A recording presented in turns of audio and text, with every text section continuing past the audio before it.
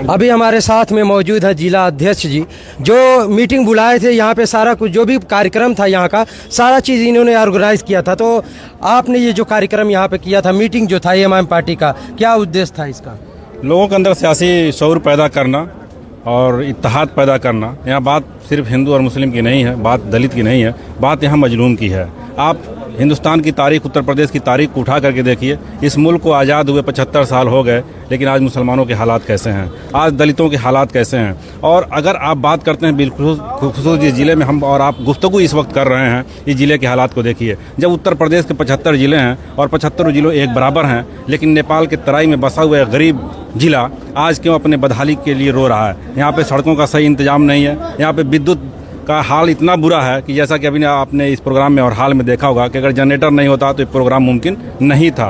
रातें कैसे लोगों की कटती हैं, गरीबों की लाइटें कैसे मतलब रात कैसे कट रही है, इस पे कभी आपने बात किया? नहीं किया, क्योंकि आप लोगों को सिर्फ एक एंगल दिखता है कि हिंदू और मुस्लिम के टॉपिक पे हम बात करेंगे, हिंदू और मुस्लिम को डिवाइड करने का काम करेंगे। लेकिन आप विकास की बात करिए ना, क्या सफाई तरक्की कर सकता है और आपका ये महाराजगंज जनपद तरक्की नहीं कर सकता? क्या हिंदुस्तान के अंदर महाराजगंज जिला नहीं बसता है?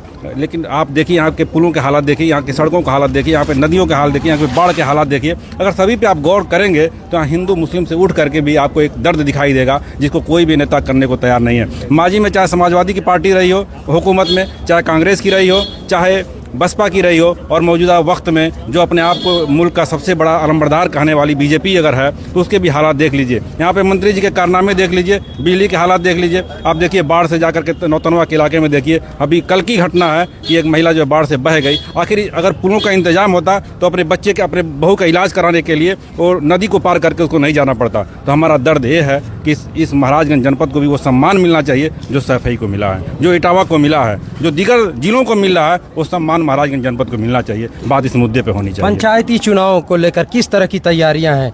कितनी सीटों पे लड़ सकती है चुनाव? अभी तो हम ये बता पाने में असमर्थ हैं कि हम कितनी सीटों पे लड़ेंगे, लेकिन महाराजगंज जनपद के सभी सीटों पे हमारी तैयारियां चल रही हैं। हमारे लिए कोई मतलब खराब और अच्छा नहीं है। हम सभी जिला पंचायत सीटों को एक बराबर देख रहे हैं और हम सभी पे काम कर रहे हैं, और पार्टी का आगे से जैसा दिशा निर्देश होगा हम उसका पालन करेंगे, और इंशाअल्लाह अज़ीम इस मैदान अमल में कूद करके और बहुत सारे लोग आरोप लगाते हैं आप पे कि आप बीजेपी की बी टीम है, कहीं ना कहीं वोट काटने का काम करते हैं। वो सब और जनता अगर आपको चुन भी लेती है, जीता भी देती है, तो फिर आप पलट जाते हैं। वो सब पुरानी और फर्जी बातें हैं।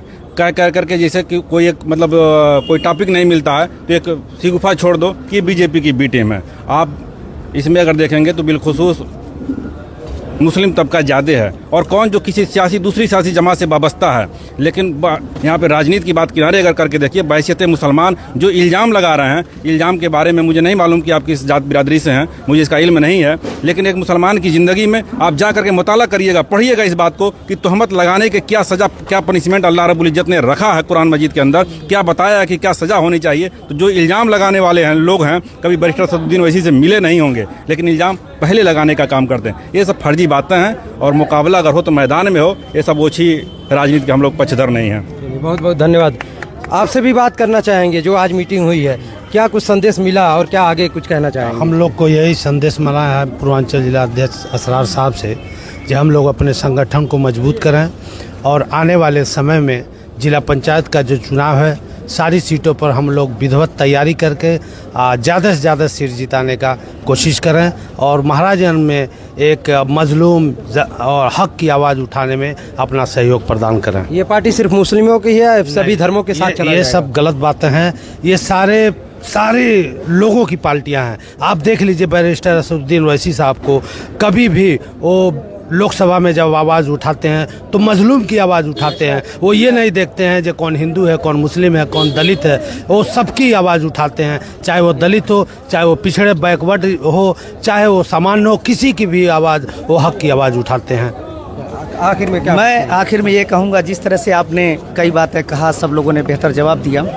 पहलगाम मामले को लेकर आपने देखा है कि जिस तरह से नापाक कोशिश किए गए हमारे मुल्क वतन हिंदुस्तान में, असउद्दीन एक ऐसे शेर हिंदुस्तान बैरिस्टर असउद्दीन ओवैसी साहब ने ज़बरदस्त मुँह तोड़ जवाब देने का काम किया, और हमारी बहन सूफिया कुरैशी ने सिंदूर ऑपरेशन करके ये बता दिया कि नापाक इरादे हमारे सामने टिकने वाले नहीं हैं, हम तुम्हें बता देंगे। और इसी के लिए मैं कहना ये चाहूँगा कि तमाम जो हमारे बहुत सारे ऐसे गैर मुस्लिम भाई हैं जो हमें शक की बुनियाद पे देखते हैं और उनको सुबह है कि हम वतन परस्त नहीं हैं, तो उनको इस बात से समझ लेना चाहिए कि इससे पहले भी वीर अब्दुल हमीद ने उनके 60 टैंकों को उखाड़ कर फेंक दिया था और बता दिया था कि हम हिंदुस्तान के मुसलमान हैं और ता क़यामत तक हिंदुस्तानी मुसलमान बन के रहेंगे। दूसरी बात, एक बात और मैं अर्ज करूंगा कि एक शेर के माध्यम से उन लोगों तक पहुंचाने का काम करूंगा जो शक की बुनियाद पे हमें देखना चाहते हैं, देख रहे हैं कि ज़िंदगी मुझको अगर 100 बार मिले, हाँ, यानी कि हिंदुस्तान में ज़िंदगी मुझको अगर 100 बार मिल जाए, हाँ, मुल्क की सरहद पे अपनी जान मैं 100 बार दूँ,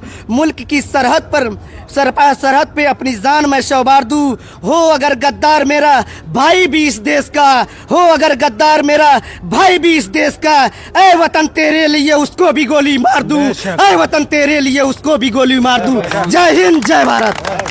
चलिए, हम हैं महाराजगंज में और आप देख रहे हैं न्यूज़ अपडेट गोरखपुर। बाकी आप लोग कुछ प्रतिक्रिया देना चाहते हैं तो हमें कमेंट बॉक्स में दे सकते हैं। मिलते हैं फिर किसी दूसरे वीडियो में, तब तक लिए जय हिंद, जय भारत।